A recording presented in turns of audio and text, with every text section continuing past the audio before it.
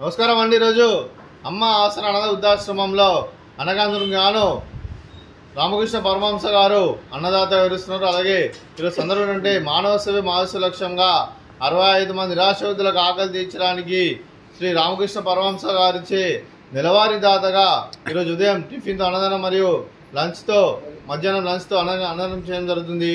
అలాగే దీనికి సహకరించిన కుమార్ వేదారెడ్డి గారికి ప్రత్యేక దినాలు తెలుపుకుంటూ మా ఆశ్రమానికి ప్రతి నెల ఒకరోజు అన్నదానం చేసి ఇక్కడ 65 మందికి కడుపుని అన్నం పెడుతున్నందుకు కుమార్ వేదారెడ్డి గారికి వారి కుటుంబ సభ్యులందరికీ ప్రత్యేక దినాలు తెలుపుకుంటూ వారికి వారి కుటుంబ సభ్యులందరికీ రామకృష్ణ పరమహంస గారి ఆశీస్సులు వారికి ఎల్లరిని కోరుకుంటూ వారికి వారి కుటుంబ సభ్యులందరికీ ఏ సంకల్పం అనుకున్నది నెరవేరని కోరుకుంటూ వారికి అంతా మంచిని మనస్ఫూర్తిగా కోరుకుంటూ వారికి వారి కుటుంబ సభ్యులందరికీ ధన్యవాదాలు తెలుపుకుంటూ అలాగే కుమారి వేదారెడ్డి గారికి శ్రీ అనుపమారెడ్డి గారికి శ్రీమతి శశికళ గారికి మీకు మీ కుటుంబ సభ్యులందరికీ దీర్ఘాయుష్మాన్ భవ, మీరు మీ కుటుంబ సభ్యులు నిండు నూరేళ్లు ఆయురారోగ్యాలతో అశ్వత వద్దని కోరుకుంటూ అలాగే సంవత్సరం తలపెట్టిన అన్ని పనులు విజయం లభించి ఆధ్యాత్మికంగా వ్యక్తిగతంగా ఉన్నతాశిఖరం అందించే శక్తి ఆ భగవంతునికి ప్రశంసాలు కోరుకుంటూ అలాగే మీకు ఎన్నటి తరని ఆయుర ఆరోగ్యాలు అష్టైశ్వర్యాలు సుఖశాంతులను ప్రశ్నించడం దేవుని వేడుతూ దీర్ఘాయుష్మాన్ భవ.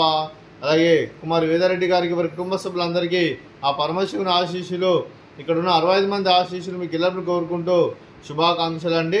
అలాగే ఆశ్రమానికి పెద్ద దిక్కు వరిస్తున్న తండ్రి లాంటి పెంటేశ్వర్కి మరియు శర్మ గారికి పాదవందనం చేసి ఇక్కడ 365 రోజులు నిత్యానందనం జరిగిన కాన్సెప్ట్ ముందుకు వచ్చి తను చేస్తూ తన 100 మంది 1000 మందిని చేపిస్తున్న పెంటేశ్వర్కి మరియు శర్మ గారి వారి కుటుంబ సభ్యులందరూ ఎల్లప్పుడూ నిండు నూరేళ్లు ఆయురారోగ్యాలతో అశ్వత వద్దని కోరుకుంటూ అలాగే వెంకటేశ్వర్కి మరియు శర్మ గారికి ప్రత్యేక దినాలు తెలుపుకుంటూ పాదాభివందనం.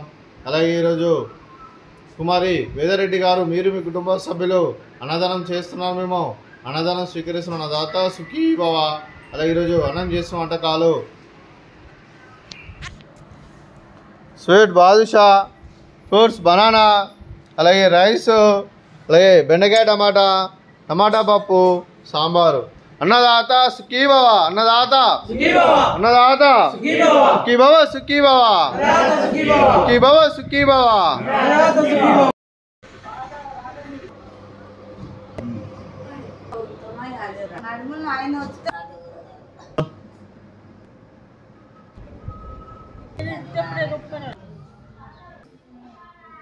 జడ్జి అంటాడు